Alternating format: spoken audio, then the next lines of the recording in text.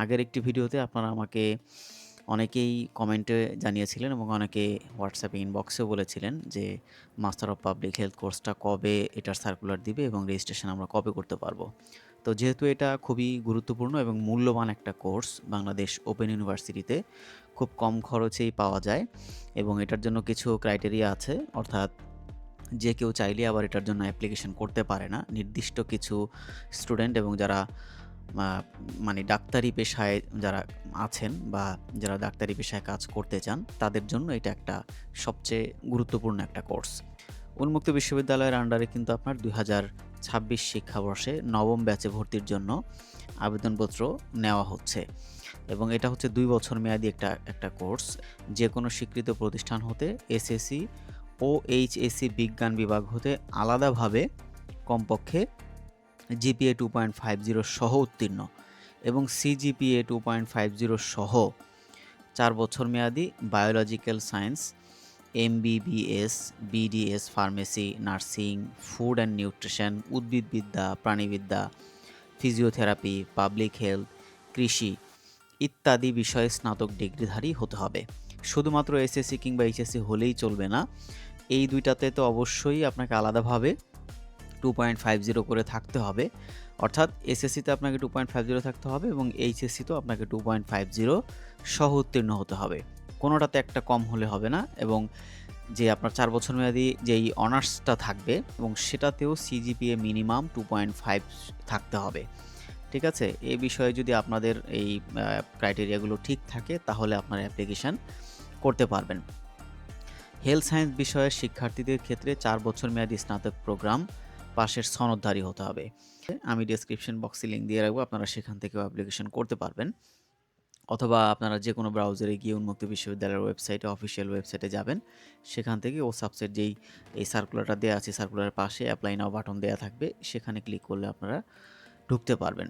তো এখানে এসে জাস্ট আপনার যেই তথ্যগুলো আছে, অর্থাৎ প্রথমে আপনার স্টাডি সেন্টার নির্বাচন করবেন। নির্বাচন করে সেখান থেকে আপনারা আপনাদের পার্সোনাল ইনফরমেশনগুলো আপনারা সেখানে দিবেন এবং ধাপে ধাপে যথাযথভাবে যেই তথ্য যেখানে যা দেওয়া প্রয়োজন সেটা দিবেন। দিয়ে সবশেষে আপনার এখান থেকে ৩০০x৩০০ মেগাপিক্সেলের যেই জেপিজি ফরম্যাটের ছবি এবং ৩০০x১০০ জেপিজি ফরম্যাটে একটা সিগনেচার আপনারা আপলোড করে নেক্সট বাটনে ক্লিক করবেন। এরপরে সব কিছু ঠিকঠাক আছে কিনা এগুলো সব চেক করবেন। চেক করে আপনার একাডেমিক যেই রেকর্ড আছে, প্রফেশনাল রেকর্ড অর্থাৎ এসএসসি, এইচএসসি সব কিছু আপনারা সুন্দরভাবে সাজিয়ে সেটা দিয়ে আপনারা ফাইনালি সাবমিট করবেন। দেন হচ্ছে আপনার পেমেন্টের বিষয়টা পরবর্তীতে আসবে।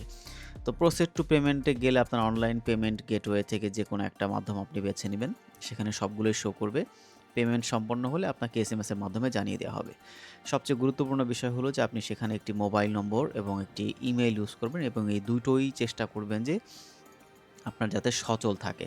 সেটা আপনার গার্ডিয়ানের হতে পারে বা আপনার নিজের হতে পারে। চেষ্টা করবেন আপনার নিজের হাতে যে ফোনটা থাকে সেই ফোনে একটা অ্যাক্টিভ ইমেইল এবং একটা অ্যাক্টিভ মোবাইল নম্বর দেওয়ার জন্য। যাতে করে আপনার কাছে কোনো নোটিফিকেশন আসলে খুব সহজে আপনি অ্যাকশন নিতে পারেন। তো এটা হলো আপনার অনলাইন আবেদন জমা দিতে হবে যে তারিখ দেওয়া আছে 24/5/26 থেকে 25/6/26 তারিখ পর্যন্ত। আপনারা এগুলো বিস্তারিত সব দেখে নেবেন। এই সার্কুলারের লিঙ্কটা ডেসক্রিপশন বক্সে দেওয়া থাকবে। ভর্তি পরীক্ষার জন্য আপনার অ্যাডমিট কার্ড ডাউনলোড করতে হবে। আপনি যখন প্রাথমিক অ্যাপ্লিকেশন জমা দিবেন, জমা দিলে সেখানে আপনাকে ইউজার আইডি এবং পাসওয়ার্ড দেওয়া হবে। সেটা দিয়ে আপনি লগইন করবেন। লগইন করে আপনার যেই অ্যাডমিট কার্ডটা আপনি ডাউনলোড করবেন সেটা একটা A4 সাইজে প্রিন্ট করবেন। চেষ্টা করবেন কালার কপি হলে ভালো হয়। আর যদি ব্ল্যাক অ্যান্ড হোয়াইট করেন সেক্ষেত্রে আপনারা অবশ্যই চেষ্টা করবেন যাতে আপনার অ্যাডমিট কার্ডের তথ্যগুলো স্পষ্ট দেখা যায়। আর মনে রাখবেন কোনো কারণে যদি আপনি অ্যাডমিট কার্ড ছাড়া পরীক্ষার হলে যান সেক্ষেত্রে আপনি কিন্তু হলে প্রবেশ করতে পারবেন না।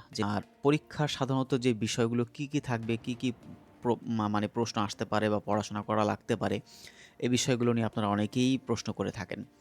খুবই সিম্পল বিষয়। আপনারা যদি একদম কোনো প্রিপারেশন নাও নেন, বিগত বছরের বা বিগত একাডেমিক ইয়ারে আপনি যে সমস্ত বইগুলো পড়েছেন ওগুলো দেখলেও কিন্তু আপনার কমন পড়ে যাবে।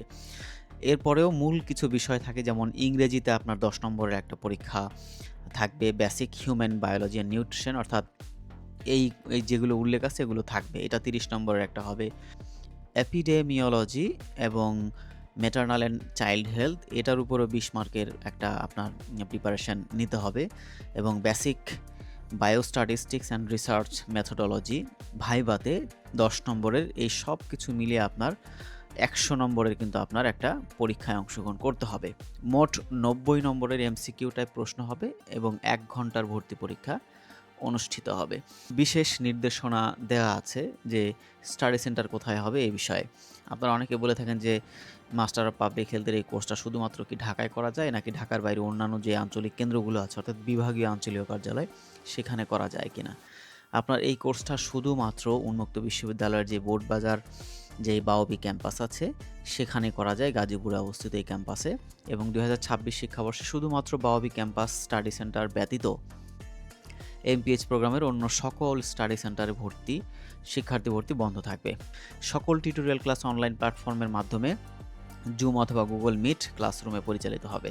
এটা একটা বড় সুবিধা, যারা ক্লাস করতে আপনাদের সশরীরে উপস্থিত হয়ে ক্লাস করার যে একটা ভয় থাকে যে আমাকে ক্লাসে যেতেই হবে, তো এই জন্য আপনাদের এই বিষয়টা মাথায় রেখেই উন্মুক্ত বিশ্ববিদ্যালয়ের এই কোর্সটিতে আপনাদের জন্য অনলাইনে এই ক্লাসের ব্যবস্থা করা হয়েছে। এই ক্লাসগুলো করা কিংবা পরীক্ষা অংশগ্রহণ করাটা বেশ কষ্টের হয়ে যায়, তো তাদের জন্য এটা খুব একটা হেল্পফুল যে শুক্রবার এবং শনিবারে আপনারা পরীক্ষা অংশগ্রহণ করতে পারবেন এবং এই পরীক্ষাগুলো কিন্তু বাওবির যেই মূল স্টাডি সেন্টার আছে ওখানে গিয়েই কিন্তু আপনাকে অংশগ্রহণ করতে হবে। তো এই ছিল master of public health programme সম্পর্কে বিস্তারিত তথ্য আপনাদেরকে যতটুকু সম্ভব আমি উপস্থাপন করার চেষ্টা করেছি। যদি এ বিষয়ে আপনাদের আর কোনো প্রশ্ন থাকে আমাদেরকে অবশ্যই ভিডিওর যেই কমেন্ট বক্স আছে সেখানে প্রশ্ন করতে পারেন, আমরা চেষ্টা করব আপনাদেরকে রিপ্লাই দেওয়ার জন্য। ভালো থাকবেন সবাই, সুস্থ থাকবেন।